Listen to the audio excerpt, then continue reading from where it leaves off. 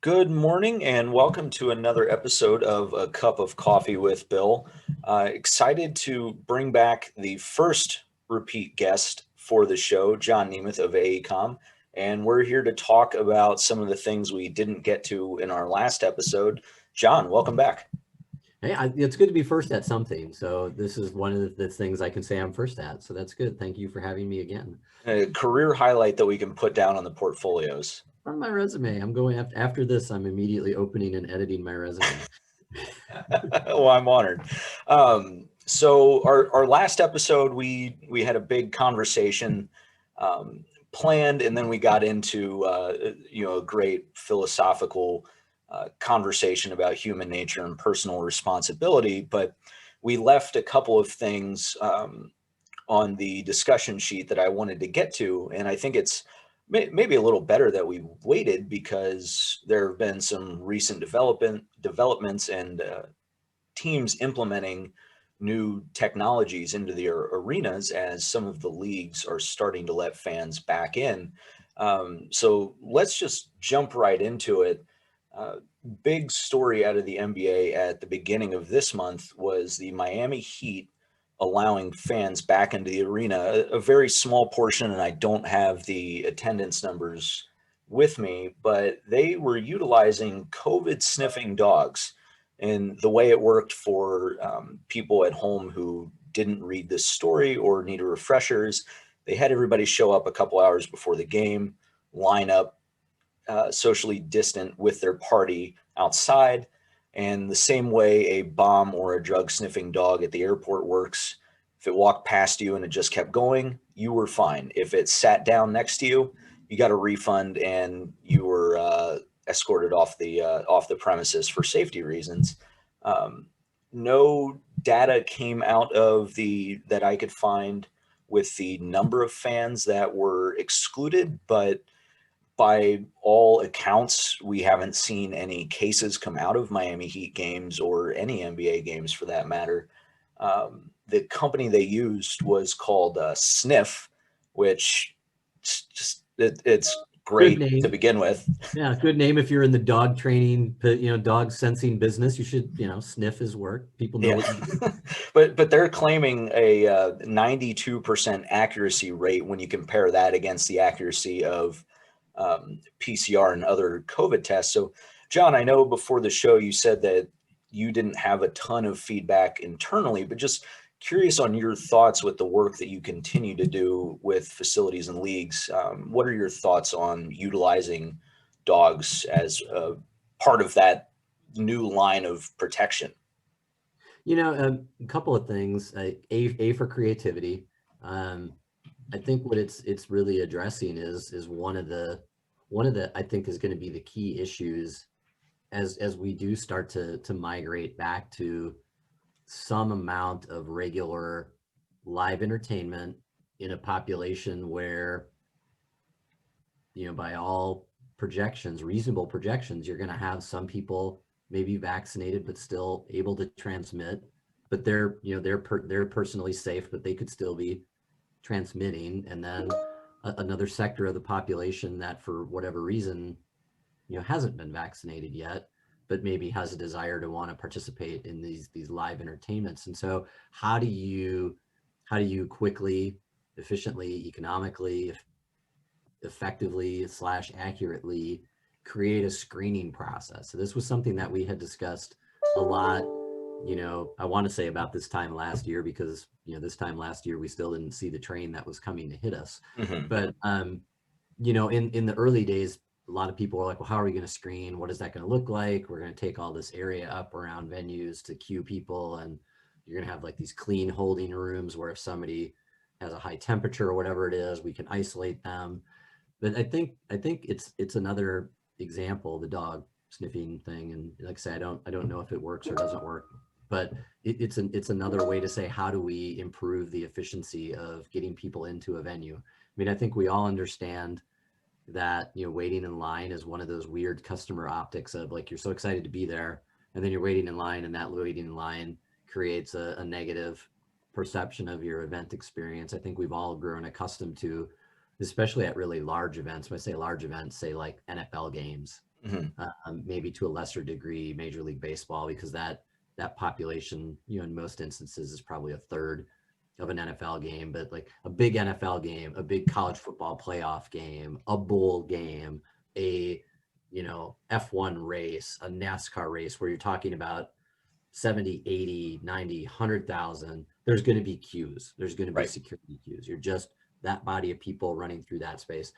So how do you make that process more efficient? Now add in all this, let's just call it health screening on top of the security screening, and what does that mean? And then how do you get people's behaviors to change? Like, hey, if you knew, here, let me give you an example. Full disclosure, I'm John. I'm a NASCAR fan.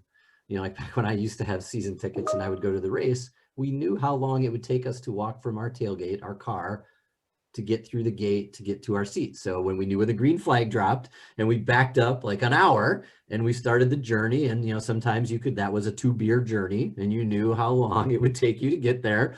Like you knew that your behaviors around the event were metered to a pretty clear understanding of how things worked and the time it took. Well, are we doubling that now? Are we tripling that now? Like and then what does that mean in terms of other people's behaviors? If I would normally go meet my friends at a bar or a restaurant near an event, and then we'd walk over together, well, does that, if the game starts at 7 and we might normally meet at 4:30 or 5, now we meet at lunch? Like what does Right. that do for people's behaviors and how they manage event days? And then you start thinking about the baseball, and we're starting to come into the summer. And I think just yesterday, pitchers and catchers reported, or certainly this week they did. But you think about like the business person's lunch in baseball in a lot of those cities where that's a huge part of what they do. Hey, we're just going to knock off and either take in the last half of the game, or we're going to. But now all of a sudden, if you have to factor in an hour, 2 hours more to go, what will that effect be? Even if the building is able to receive fans, if we've done something, and I'm not saying this as a negative, I'm just sort of thinking it through. Like if the time to get into the venue now has been extended by a factor of 2 or 3 or 4, we don't know. Like, Right. will that impact people's ability or decision to go? Or like, hey, I got baseball tickets for the Royals tonight. I gotta get the kids home from school. I got to make dinner. We got to change clothes. We got to da da da da da. And then we're gonna get. And I know I can do all that because I know I have about an hour to get to the game. Well, crap. Now, if I know that because of health screening, I got to be to the stadium an hour or 2 earlier than I would have thought, am I still gonna go? Or like, screw it, I can't make it now. Or since we're still all working from home, we just be like, well, I guess I'll take that Zoom call in the car. Like, I wonder what that behavior will be. So again, I appreciate like people trying to solve that problem. It's gonna like a lot of things, it's gonna take time. It's gonna take sort of the creative venue expertise of brain power to say, how do we do it? How do we manage like the existing protocols of safety, et cetera? Bring in this new health thing, but not do it in such a way that it sort of hurts it before it even gets a chance to start. And Right. so I think that's kind of where I might say that's trending. Mhm. And it's another interesting thing to think about as we start to see the vaccination timelines settle in around late spring, early summer, that we should see most of the U.S. fully vaccinated, whether it's a 1 or a 2-dose vaccine at that point. So these really maybe become a secondary measure if there's some concerns still lingering about a certain population that might be coming to games and haven't had the vaccines. But that is an interesting thing to think about, especially from the facility point, because so many things that we're seeing now in venues and around different events are trending towards how do we make the experience better by eliminating certain time wasting pieces of a procedure to get you into the event. And so that brings me to the next thing that I definitely want to talk about is artificial intelligence. And I think that's really been the biggest key is how are we implementing autonomous computer systems into our venues to make them smarter and how are we learning from them? And so the two pieces that I wanted to bring up, first, the entry point. So we've got dogs that are at there potentially slowing us down. There are some new technologies using artificial intelligence scanners to replace the traditional security check and wanding, where they're able to differentiate some of those things that Mhm. commonly trip up the human centric pat downs and bag searches. One particularly that I didn't know about until I was doing research for today's episode, Evolve Technologies, actually based out of um, a little west of Boston. They're AI scanners that they put at gates. They, for a brief look, they remove the human scanning. If there is an issue that needs to be looked at by a person, they've got somebody in another room that can come out pretty quickly after getting the images on an iPad or a computer. But it just removes that extra layer of human contact, which is an important step right now, and speeds some of that up. What have you seen, or how has that worked in your experience from venues that might be implementing that? It's interesting. We've seen some of our venue partners have been testing that technology. And I always kind of look down at my calendar because I'm like, okay, where are we at in the year? So we're still kind of in winter. So it would have been like mid-fall last Hmm. year. They were testing some of that and they were checking throughput, they were checking error rates, and they were kind of doing fast, slow. Okay, let's, they the one example that I'm very aware of, the venue, like I'm guessing all venue operators do, they knew their throughput really well. Right. Like this population, these entries, we know how many people per minute, how many people per hour we're scanning. We know what that looks like. We know what a good night looks like. If it's a certain out of town crowd fan base, we'll see, you know, extensions in the time, whatever, but they kind of know that metric. And so they were testing that against these new generation of scanners that would also do sort of thermal body imaging. So they were looking for, essentially they were looking for Hmm. fevers and other things. So they were trying to do kind of like the last conversation we just had. They were looking to 2-in-1 the process. We're going to walk through, if you're showing, hot red or whatever the temperature thing looks like, and we're checking to see if you got a gun or a shiv or whatever you're not supposed to have. Right. We're going to check those at the same time, fever and some other thing. And it was interesting what they were seeing for throughputs against an error rate, against their known, hey, look, we're bringing people through. This is how many people are getting flagged normally. It may just be car keys, like, because they, like settings. And so it was curious. And I remember the takeaway being, wow, maybe we're going too slow normally. Like if Hmm. we could get, I think their breaking point was almost 2x their rate. So they were seeing throughput rates of double their normal with some failure for weapons and other things that were getting through, weren't getting picked up, and et cetera. But they're like, wow, at this rate of failure, it's still 2x what we were doing. So even if we brought that down and we were 50% better, Hmm. like maybe we've just been like too careful. So I think that's sort of one. I think what we've been seeing, and that's the scanner piece. But I think what we've been seeing, and I will say it this way, like I'm not trying to sound conspiratorial, but I know there's certain technologies, certain security technologies that are just, they don't want to be widely discussed. They're there, Right. but no one really wants to widely talk about them. But a lot of big public spaces, airports, train stations, plazas around stadiums use facial recognition. And they're not looking to see, is that you, Bill? They're Hmm. looking for behaviors. So the AI of those systems has isolated certain body movements, certain signals, if you will, of somebody who may be behaving unusually based on a profile, based on a database, and they'll zero in on that face and track it through the crowd and keep an eye on it. And it may be the kind of thing like, hey, maybe Bill was just stressed out because you were late for the bus or you were late for the train or you weren't sure if you had your wallet, and you eventually sort of settle down and they'll you. But if you're still acting unusual, they'll stay on you, and you might be pulled aside when Hmm. it comes time to get that security. Like that exists already. It exists in, like I said, I know it exists in airports. You don't Yep. see it, There's not a little tilt pan zoom bubble in the ceiling. It's somewhere else. Hmm. And we've heard that there are, I've been told, but I have not been confirmed what venues, that there are some major stadiums that have used this already in Right. areas where they feel there's a higher level of a threat.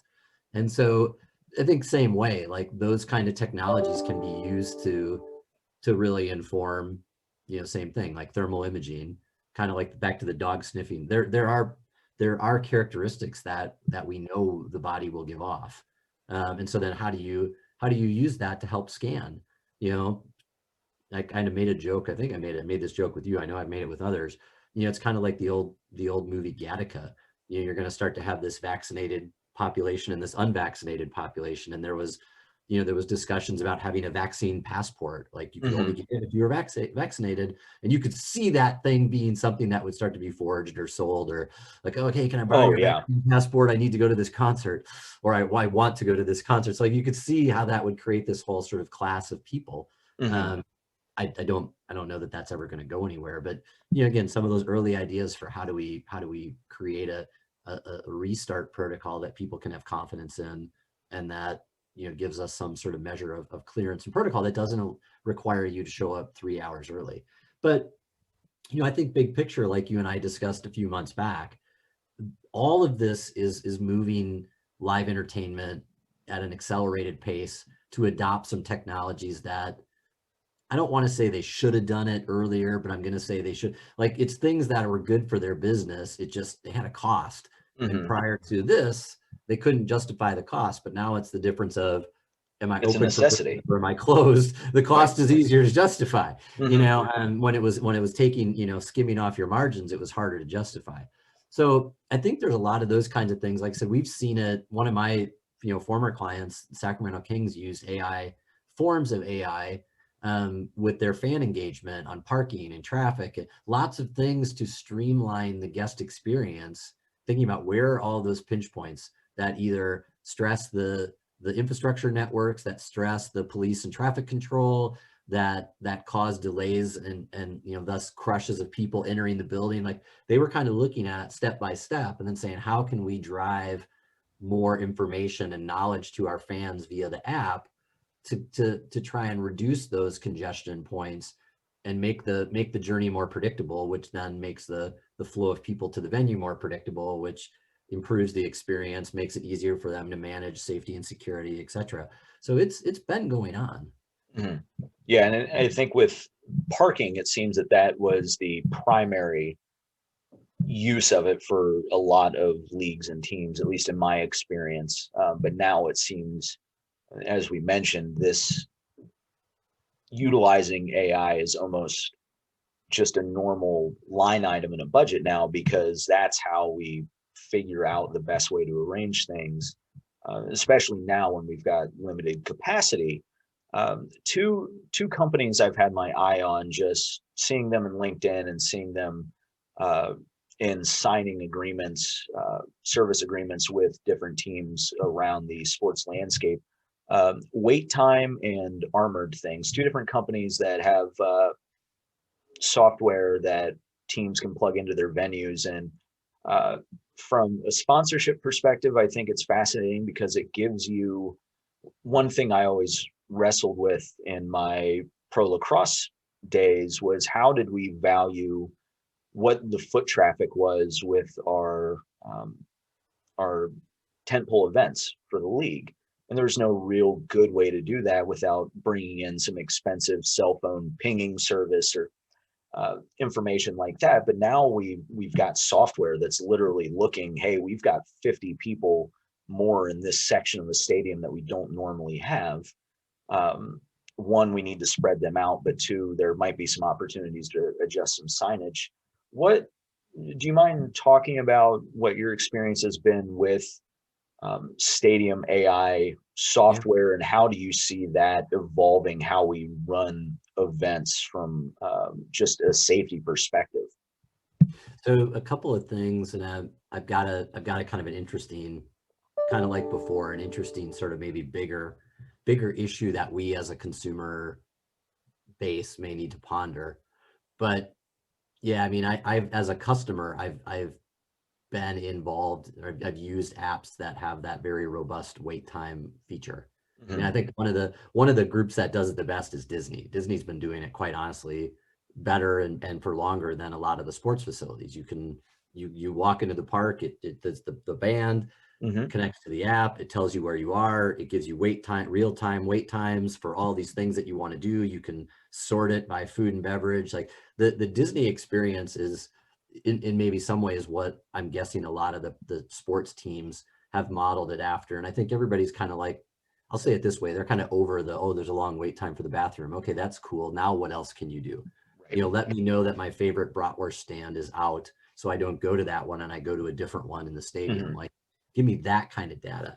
Now, what we know is that um, a handful of individual buildings have already engaged in pretty advanced digitization of their building to create a map, Google Map, Apple Map type interface that will give you specific directions and walk time from your seat to a specific, like you can map out a journey inside the venue, just like you can, if you're trying to find a barber shop or whatever on your phone. Take me from my location to that location, and it'll tell you, walk, bike, traffic, avoid toll, like all that kind of stuff. Now do that in a venue.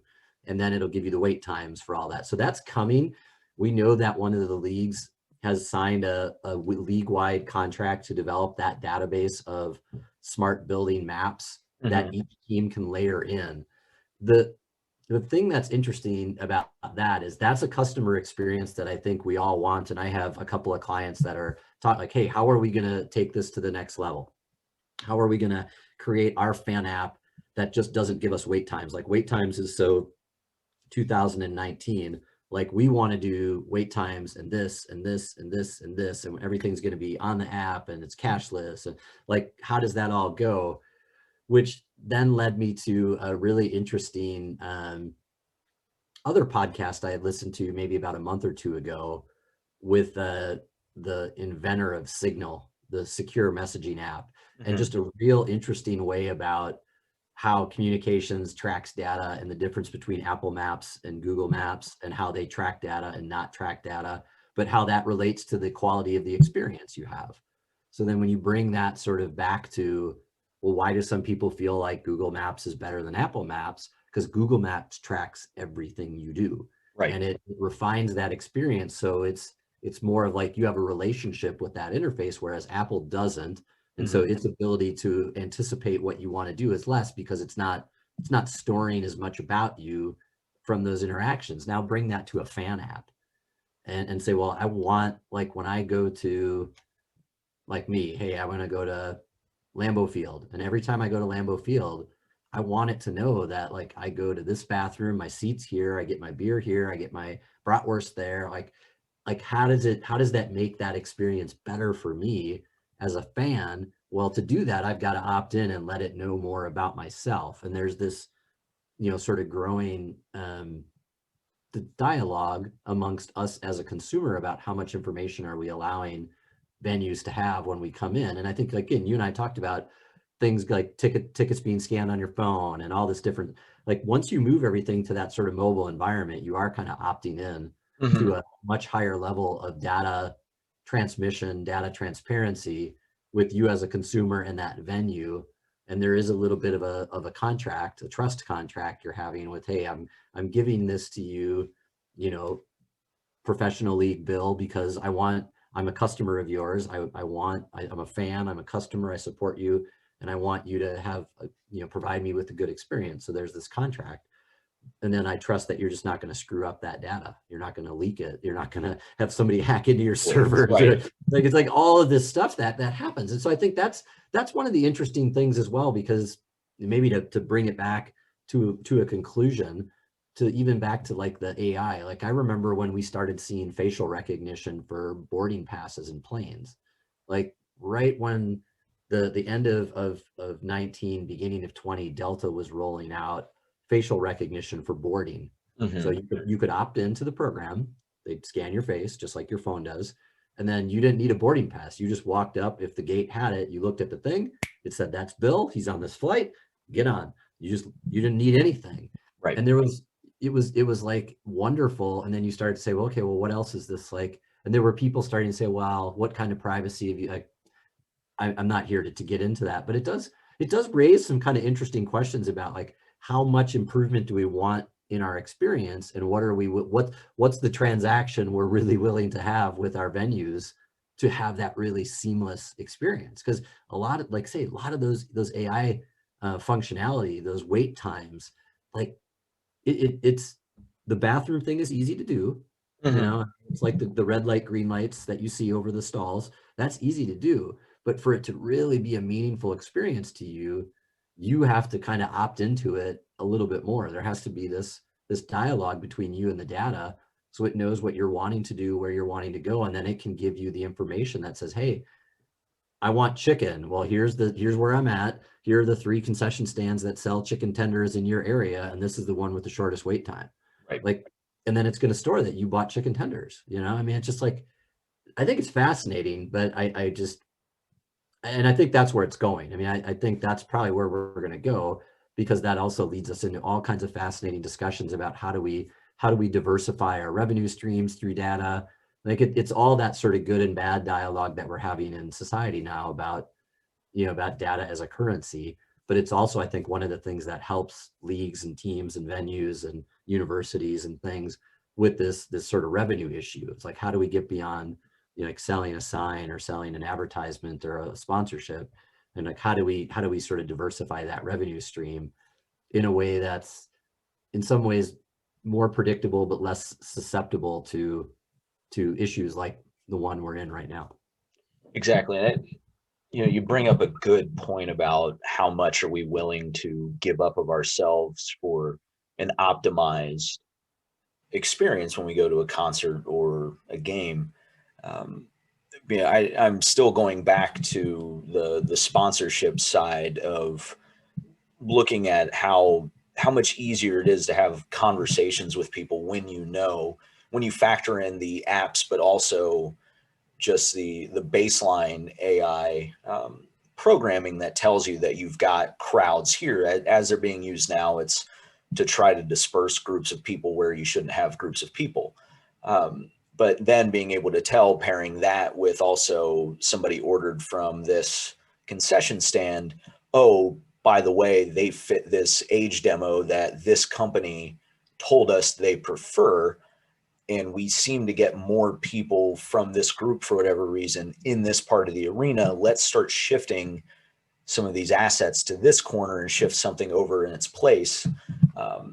So it seems like there's a lot of possibility that I know some teams are already tapping into and have been with more rudimentary forms of this technology. But it's going to be interesting to see once we get full stadiums and venues again, how this really ramps up to make things easier for everybody. Well, here's a good one too, and this is maybe less nefarious example of how this could be beneficial.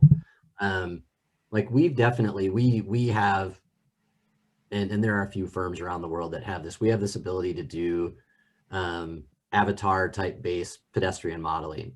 Mm-hmm. Like it's a form of sort of software based artificial intelligence that you give the avatar some limited number of parameters, and then it makes decisions and behaves based on those parameters. And we use that to test. I mean, we have a couple of buildings now that we're doing sort of real-time scenario testing for bathrooms and concession stands and VIP areas, and looking at all these different like real simulations of how is the building going to function to understand if we're meeting sort of level of service expectations or wait times or what have you. We've also seen buildings get designed and opened and like, okay, we got 4 exits at the end of the game, but we've noticed only 2 of them ever get used. What can we do? Let's study it, kind of get some data to see what that really looks like. I mean, visually you can see there's crowds, but what can we do when they're hitting the ground? So we've done some kind of reverse engineering with buildings to say, okay, this is what we've modeled. This matches what you're observing. These are some suggestions we can make to help distribute the population. Now imagine you have as simple as I'm a fan of XYZ team. I've opted in on my phone where it knows like the site is geofenced. You have your fan app on, it knows when you enter the site. Mm-hmm. And it also knows, okay, hey Bill, we've noticed you've been standing in line at this spot for a while. Just FYI, gate 3 is open, 3-minute walk from your current location, and it has a wait time of X. Like, it could send you that kind of message just based on knowing that your dot hasn't moved. You're there to arrive, like you've checked in, you're there to arrive, and you're waiting in a line. And it could notice that you've been standing in one spot for a long enough time. That could say, hey, if you're waiting in line, there's another entry that doesn't have wait times or whatever, and it's a XYZ walk. Do you want directions?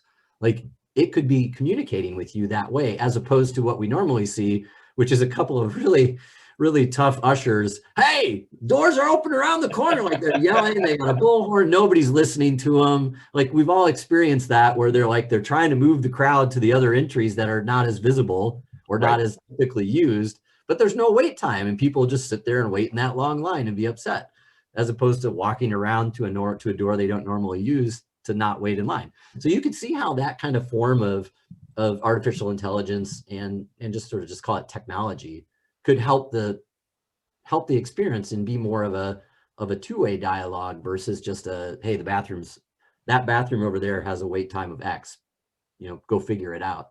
I could see that being technology that'd be really easy to implement, easy as the guy who doesn't know how to code apps, but relatively easy for the smart people who know how to do that to implement it.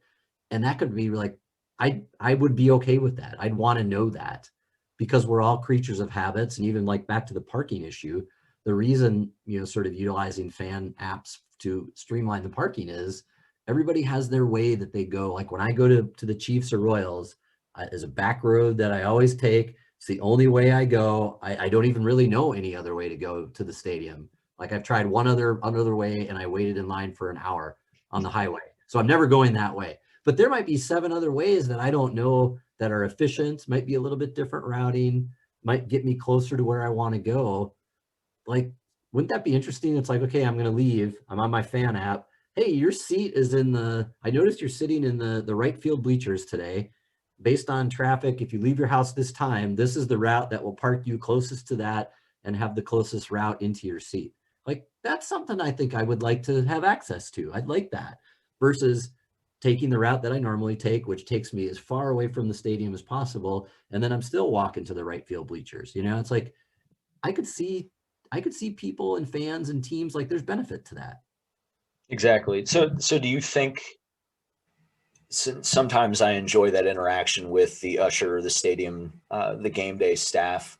Other times I enjoy that efficiency. Do you see these things sticking around once life becomes a little bit more normal, or do you think the efficiencies and the cost just start to make more and more sense once we see some of the benefits and we gain a little bit more of the acceptance? Because I know, again, I have my own trepidations about some of these softwares and going back a few minutes, what we give up for the better experience at these venues.